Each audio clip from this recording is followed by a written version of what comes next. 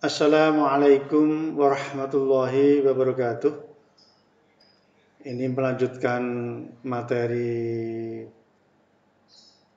yang kemarin tentang penyelesaian sengketa hukum secara non-litigasi. Saya sampaikan tentang bagaimana cara melakukan negosiasi, bagaimana strategi bernegosiasi, supaya pokok-pokok pikiran kita itu atau materi dalam negosiasi itu kita bisa menyelesaikan sengketa tersebut. Nah, di dalam menyelesaikan sengketa hukum yang tidak kalah penting adalah masalah budaya dan komunikasi. Artinya, kalau kita ingin menyelesaikan sengketa hukum itu yang perlu kita pertimbangkan adalah lokasinya di mana, bagaimana budayanya, ya kan? Kemudian bagaimana perilaku orang yang akan kita ajak negosiasi. Ya, tentu berbeda-beda. Tidak bisa kita menyamakan antara budaya di masing-masing daerah, perilaku masing-masing orang, karena masing-masing karakteristik itu akan sangat menentukan keberhasilan sebuah negosiasi. Oleh karena itu, ketika kita ingin menyelesaikan negosiasi, kemudian dari sisi aspek budaya, aspek perilaku di masing-masing pihak itu ada perbedaan, ya. Karena ada daerah tertentu punya kultur berbeda dengan kultur kita. Kita harus mampu mengendalikan itu. Bagaimana cara menyelesaikan gap komunikasi antara kita yang akan melakukan negosiasi dengan pihak lawan kita sebagai negosiatornya. Yang pertama, kita harus untuk mengatasi gap dulu sebelum kita bernegosiasi. Itu harus kita ada namanya asertif, ya. Jadi kita harus mampu menyampaikan gagasan-gagasan, pokok-pokok pikiran itu secara adil, objektif. Sebab kalau kita sudah menyampaikan secara subjektif, ya, itu kesan pihak lawan kita adalah sebagai musuh. Lah, itu yang nanti tidak akan bisa menyelesaikan dalam kasus negosiasi. Ya. Yang kedua, untuk menyelesaikan gap komunikasi tadi itu adalah dengan cara namanya empati. Artinya kita harus bisa menyelami pihak lawan. Tetapi ingat, kita jangan larut terhadap lawan. Ya. Jadi kita menyelami posisi kita ketika dia larut seperti itu, tapi kita jangan larut. Kalau kita larut, ya malah posisi kita nanti pihak yang akan sangat lemah, ya.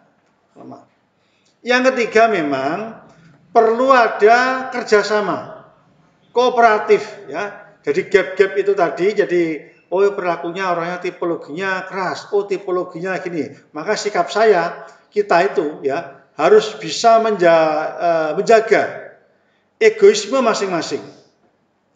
Ya, kalau tatanan ini bisa kita selesaikan, maka sudah satu tahapan dalam proses negosiasi itu akan bisa diselesaikan. Ya, satu tahapan selesai. Jadi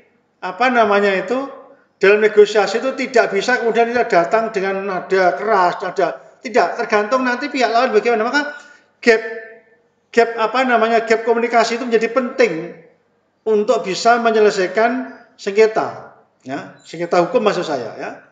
Apakah itu sengketa tentang perbuatan melawan hukum, apakah waris prestasi, ingkar janji, atau sengketa waris. Ya, saya maksud ini adalah sengketa dalam hukum perdata maksud saya, ya. Karena nanti kalau dalam sengketa yang lain tentu ada cara, ada perbedaan. Nah, ada beberapa strategi di dalam bernegosiasi. Setidaknya ada 5 strategi yang dapat kita gunakan dalam negosiasi supaya kita itu berhasil menyelesaikan sengketa. Ya. Atau dalam tanda kutip bisa memenangkan sengketa. Dalam kutip, ya, maksudnya tadi bahasa saya tadi tidak menang hitam putih ya. Artinya menangnya itu dalam menang tanpa ngasuh lagi tadi itu, ya. Ada 5 strategi, saya ulangi, untuk kita bisa berhasil di dalam penyelesaian sengketa. Yang pertama adalah namanya avoidance, ya, atau menghindar, atau dalam tanda kutip melarikan diri, itu lebih agak ekstrim ya, menghindar. Kapan digunakan? Teknik menghindar ini digunakan ketika yang pertama, permasalahan dalam sengketa itu memang sepele, ya, sederhana, mudah diselesaikan, ya, mudah diselesaikan.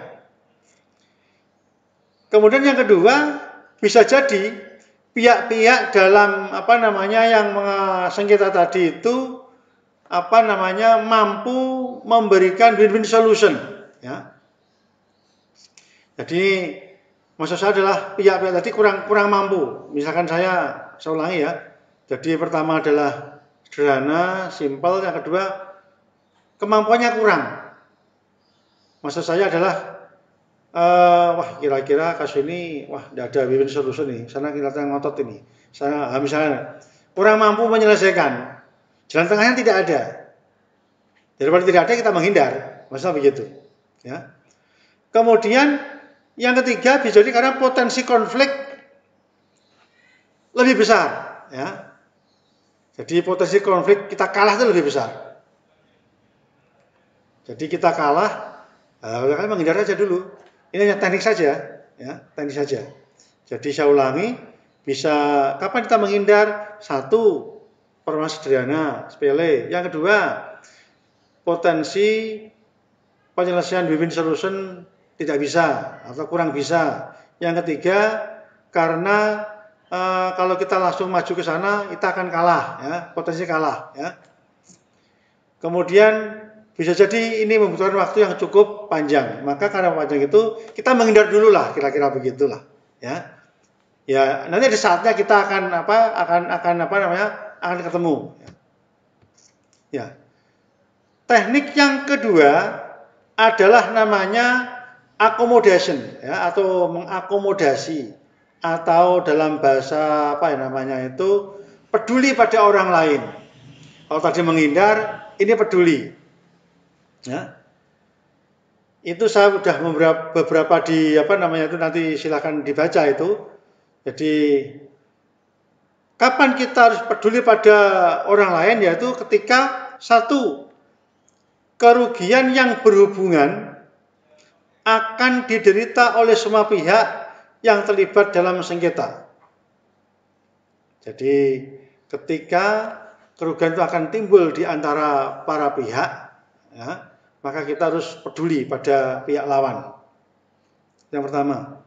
Yang kedua, ada pengurangan tingkat sengketa agar mendapatkan informasi lebih banyak. Ya, jadi kita perlu mendapat materi lebih banyak atau lebih utuh, ya, lebih utuh. Ya, lebih utuh. Sehingga karena peduli maka sifatnya adalah lebih ketiga lembut, ya, lebih lunak dan berkembang menjadi proses negosiasi. Jadi ini teknik yang kedua, ya.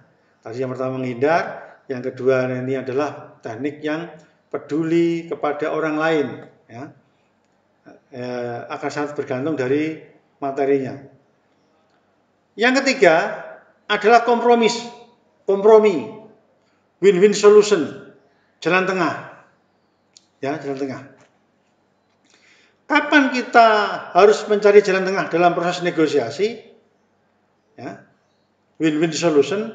Yang pertama adalah kedua pihak berkemungkinan mendapatkan keuntungan dengan kompromi tersebut.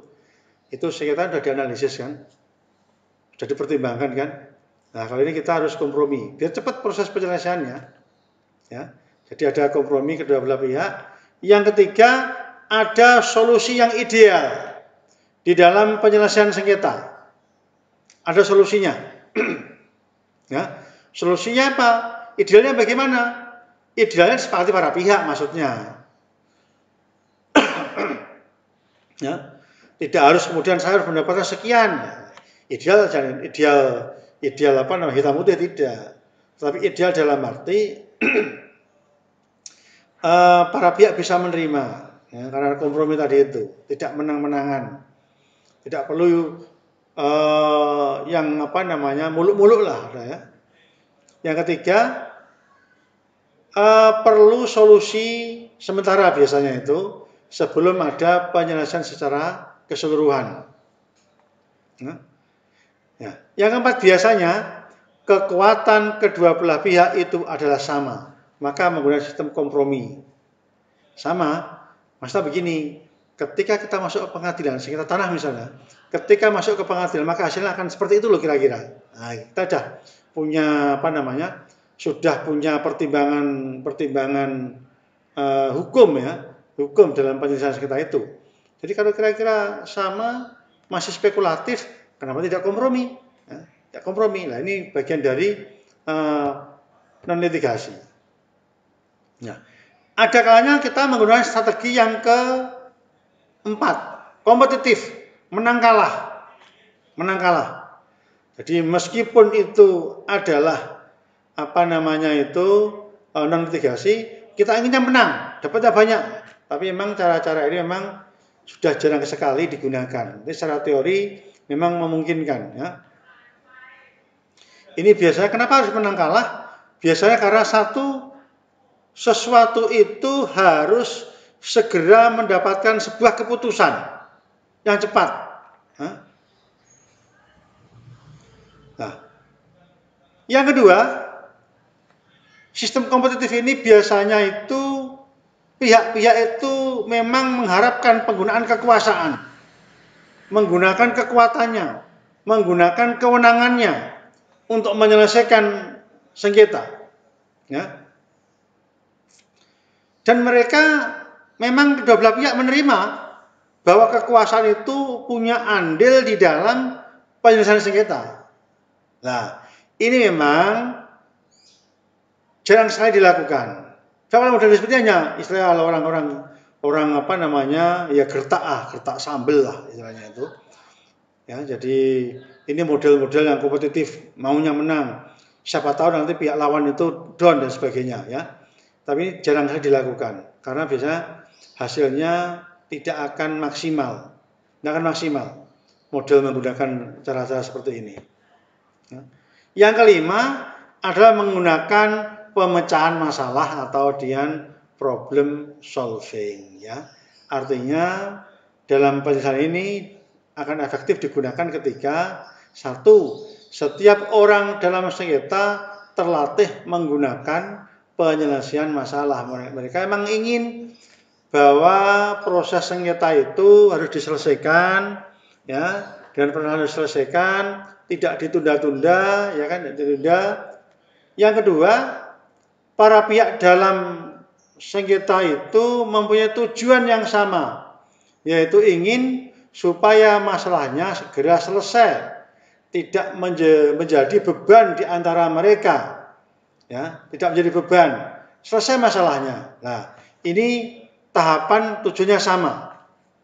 Nah, berikutnya adalah sengketa menghasilkan kesalahpahaman atau kurang komunikasi. Nah, ini biasanya kalau hanya kenapa kalau desain problem karena hanya kurang paham saja, hanya miskomunikasi saja. Ini butuh apa ya? Butuh penyelesaian ya melalui pemecahan masalah. Hanya miskomunikasi saja. Nah, di antara 5 cara tadi ini menghindar, ya kan? Kemudian problem solving yang tadi ini atau yang lain tadi saya jelaskan, itu tidak berarti kemudian yang satu lebih baik dari yang lain. Tetapi penggunaannya akan berbeda-beda melihat dari satu, materi sengketa yang diselesaikan. Yang kedua, para pihak yang menyelesaikan sengketa. Yang ketiga, bukti-bukti hukum, ya kan? Apa kita menang dan kalah kan? Itu sudah dianalisis dari awal itu lah. Itu menentukan sehingga kapan kita akan menggunakan problem solving, kapan kita menghindar, kapan kita menggunakan kompetitif, ini akan sangat bergantung dari materi-materi tadi itu. Ya, materi yang saya sampaikan tadi itu. Ya, saya kira itu materi yang saya sampaikan. Semoga ada manfaat. Prinsipnya kami ini adalah dalam rangka memberikan pembelajaran, pembelajaran untuk perkuliahan. Semoga materi-materi yang saya sampaikan nanti lebih bisa dimanfaatkan atau dapat bermanfaat. Bila taufiq hidayah. Assalamualaikum warahmatullahi wabarakatuh.